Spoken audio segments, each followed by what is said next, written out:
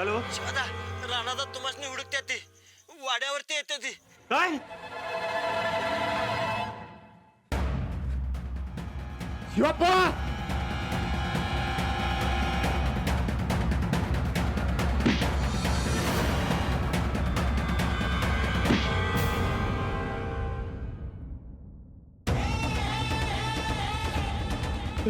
वाटकबाईंकडे पैसे मागितलास?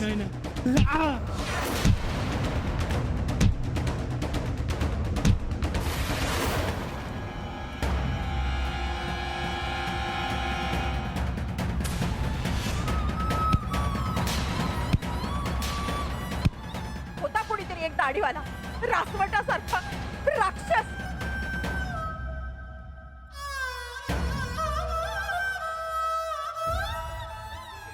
गरीबासनी रगदावतोस? नाही नाही नाही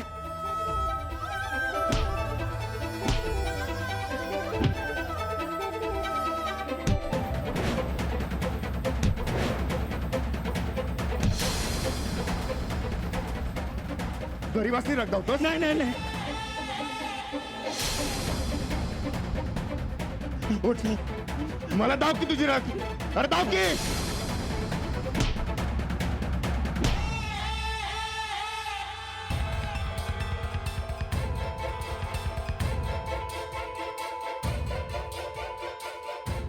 उठ उठ. कुणी सांगितलं?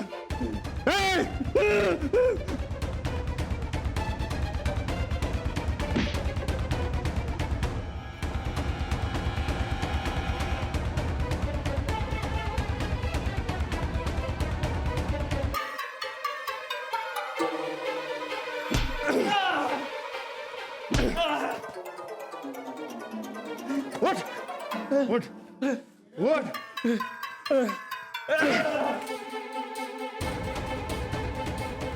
कुणी सांगितलं? बोल.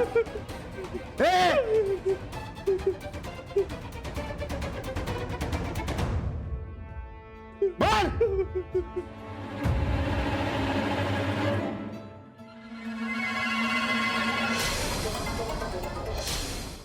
नाही नाही नाही नाही अहो, राणा भाऊजी यो उगा आमच्याकडे बघतोय. आम्ही असं काय बी नाही सांगितलं याला. ए शिवप्पा, आम्ही कुठं सांगितलं? याचं यानंच काहीतरी शानपणा केला असणार आणि ते कॅम्प्युटर पैसे आणले असणार. अहो, राणा भाऊजी, आम्ही याच नाही विचारलं सुद्धा तर ह्यो आम्हाला म्हणाला वसुलीचे पैसे म्हणून. राणा भाऊजी, अहो विश्वास ठेवा आमच्या. आम्ही असं कसं करू? वहिनी, तुम्ही असं कसं सांगाल?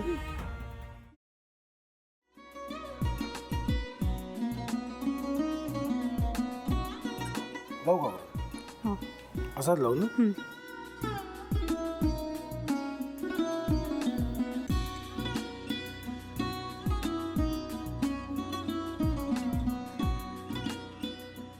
आता काय करायचंय? आता आपण ड्राय स्टफिंग दुसरं काय करणार आपण त्यात? आपण ह्याच्यात मेयोनीज न टाकता बाकीचे सगळे साहित्य टाकायचे. अच्छा, हे सगळं.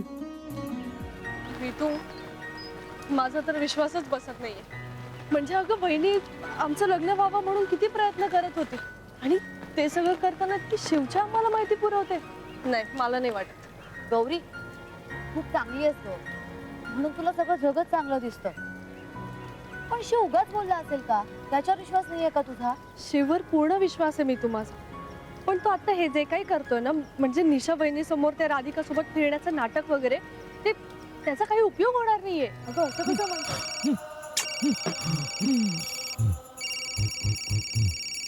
अगं निलिमा, जतीन भाईंचा कॉल आहे. हो माहितीये. रिसीव कर ना. अगं बघ, कट झाला. आता तू रिसीव केला नाहीस म्हणून ते मला करतील. अब पुन्हा आला बघ. घे बघू. पण हे एक ना एक दिवस घडणारच होतं.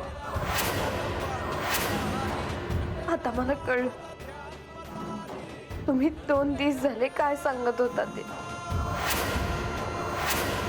बनू हे संकेत असतात आणि हे ठरवून येत नसतात. मी बाहेर तुमची वाट बघते.